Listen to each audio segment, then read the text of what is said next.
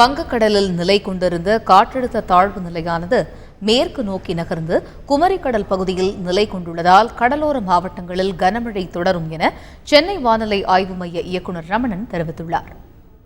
நேற்று இலங்கையை ஒட்டியுள்ள தென்மேற்கு வங்கக்கடல் பகுதியில் நிலை கொண்டிருந்த அந்த தாழ்வு நிலையானது மேற்கு நோக்கி நகர்ந்து இன்று காலை 8 மணி அளவிலே குமரிக்கடல் மற்றும் அதை ஒட்டியுள்ள பகுதியில் நீடிக்கின்றது. இந்த தாழ்வு நிலையின் காரணமாக கடந்த 24 மணி நேரத்திலே இலுப்பூரில் 9 சென்டிமீட்டர் பதிவாகியுள்ளது. கடலாழி மற்றும் புதுச்சேரியில் 7 சென்டிமீட்டர் பதிவாகியுள்ளது.